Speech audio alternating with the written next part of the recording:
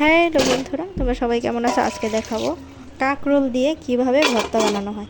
তো কাঁকরোল আমি প্রথমে জল দিয়ে ধুয়ে ভালোভাবে জল দিয়ে একটু সিদ্ধ বসিয়ে দিয়েছি।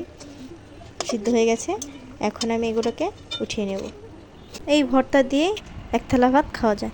আমি কতগুলো শুকনো মরিচ এভাবে পুড়িয়ে নিয়েছি, একটু লবণ দিলাম, দিয়ে দিলাম পেঁয়াজ। এগুলো ভালোভাবে আমি এভাবে মেখে নেব। মরিচগুলোকে এভাবে পিষে নিয়েছি, আর পেঁয়াজগুলোকে এভাবে আমি একটু মেখে নেব। মেখে নিলে পেঁয়াজের রসটা বের হলে গন্ধটা কিন্তু খুবই ভালো লাগে।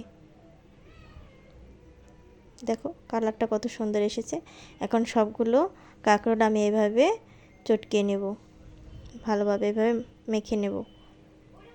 এটা অবশ্যই তোমরা একটু কচি যে কাঁকরোলটা আছে সেটা দিয়ে করার চেষ্টা করবে, তাহলে কিন্তু খুবই ভালো লাগবে। এখন আমি দিয়ে দেব সর্ষের তেল। গরম গরম ভাতের সাথে জাস্ট জমে যাবে, এত ভালো লাগে খেতে।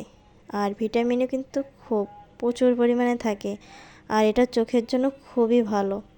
তো বাচ্চাদের যদি এভাবে তোমরা খাওয়াতে পারো, অবশ্যই বাচ্চারাও এভাবে খেতে স্বাদ পাবে। ধন্যবাদ বন্ধুরা।